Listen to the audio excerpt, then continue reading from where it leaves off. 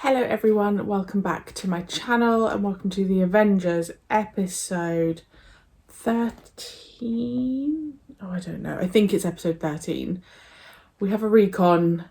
As a couple of you told me, it's short. It's 7 minutes 52. So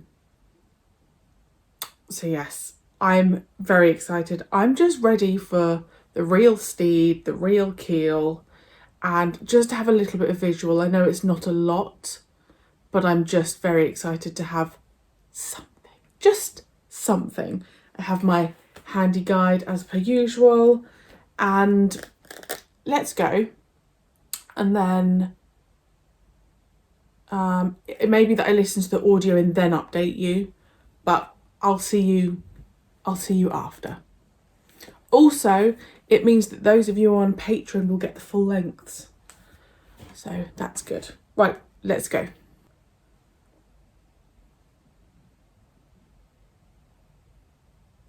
Oh, newly recorded. Okay.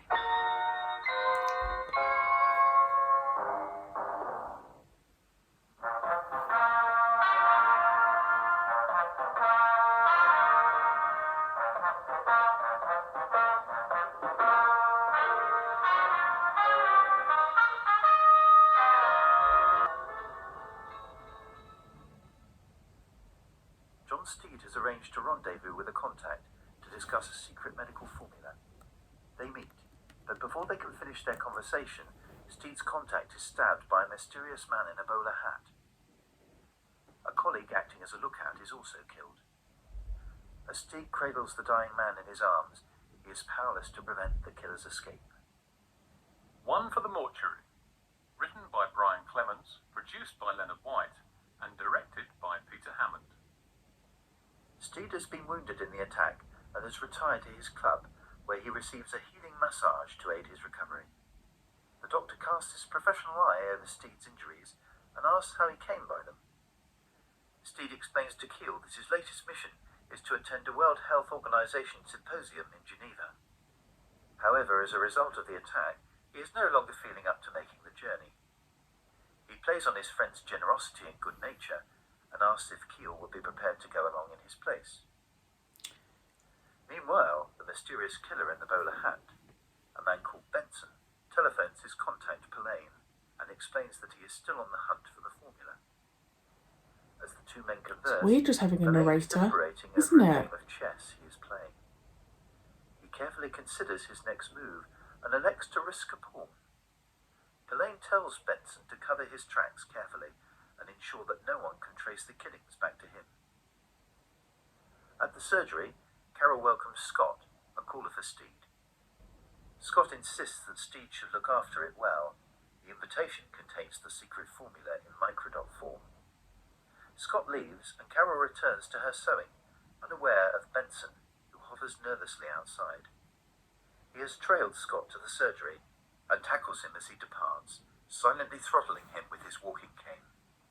Some considerable time later, Keel is aboard an aeroplane flying to Geneva. The flight has been made considerably more convivial by the company of a young lady by the name of Ep.13, who has the seat next to him. They hit it off and chat happily. Back at the surgery, while her employer is en route to the conference, Carol discovers the body of Scott, which has been hidden in an alcove. Poor Carol. Benson reports to Pelaine that he has disposed of another agent and is close to the formula. Steed examines Scott's body and calls his superiors to report the situation. He realizes he must follow Keel to Geneva. I know, Steed is as he's older kept than his I friend in thought. the dark regarding the real content of the invitation that he is carrying. He has unwittingly put Keel in great danger. The plane has arrived in Geneva, and Keel and Yvette prepare to disembark. However, Yvette is suddenly taken ill, feeling sick. Keel helps her off the plane and arranges for her to stay in his hotel so that he can tend to her. Pelaine has a contact at the hotel, the concierge, who he telephones with instructions. In the hotel room, Keel treats Yvette, who feels better for his attentions. He gives her the invitation for the seminar so that they can meet up later and then goes to his own room. Once there, a noise outside the window attracts Keel's attention, and as he investigates, he is knocked unconscious by a figure holding a gun. As Keel lays prone on the floor, his assailant places the gun in the doctor's hand and departs. When Keel recovers, he finds two policemen in his room.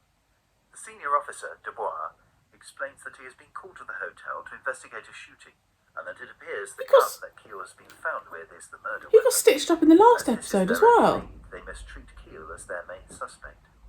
Luckily for Keel, Steed has decided to come over to Geneva to ensure the formula reaches his contact, Pelaine. Steed persuades the police to release Keel into his custody and asks about the whereabouts of the invitation. Keel explains he gave it to Yvette, meaning to meet up with her later at the conference. Keel is still unaware of the importance of the card. Keel recalls that Yvette had intended to visit her uncle called Borg and looks up his name in the local telephone directory.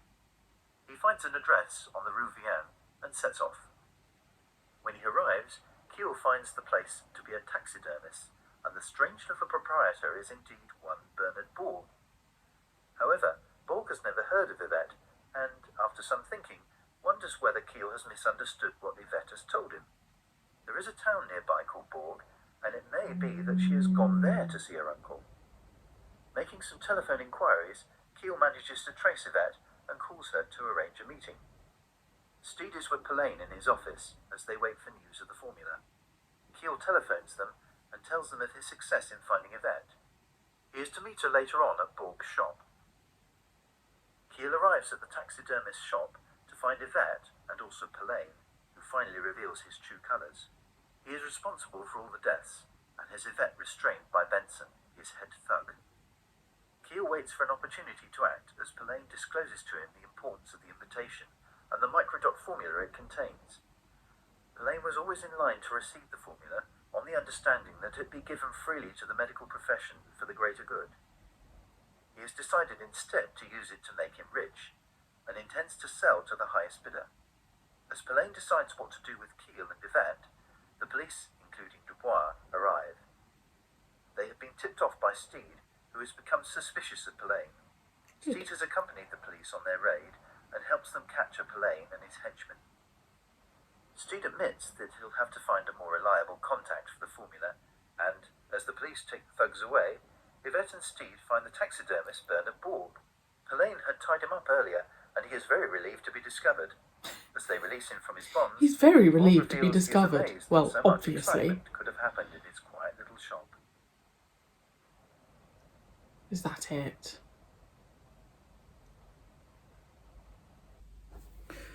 Well, I was kind of left with no choice but to listen to the audio because I know 7 minutes is short, but I mean short. And also, God, with the narration, you're not really getting that much info. Like, I think you're just getting the basics. I wasn't this whole time I've been like, I'm nearly there, I'm going to get through the audios for the recons, and I've just listened to that recon and thought, well, that was poopy scoop. Much preferred the audio. Not my favourite story. It was called One for the Mortuary. Not my favourite story. But also, I don't know, like, I think of the last episode, would I have liked that in a recon? I don't think I would have benefited. Like, I don't think that reconstruction benefited the audio at all. If anything, I feel like you're just not getting, like, enough. We're at the point now where we love the characters, right? So in that recon, you're not getting the conversations between Keel and Carol, who their moments together are really lovely, and the moments between Steed and Keel, and the moments where Steed is thinking, oh my God, like Keel's in trouble. Those moments that I think are so crucial in this story are completely missing. And just with the narration, I just don't think that's enough. I'm sure you said that they get longer, which is good, but I just wonder why that. I guess because they didn't have that many pictures, right? They just kept it short. I don't know why I thought they'd be like the actual audio dubbed over the top. Well, I was wrong, wasn't I? That was okay. But then I think the recon has put a downer on the story, if that makes sense. The story was okay. It wasn't anything. It was okay. It was okay. I thought the recon was a bit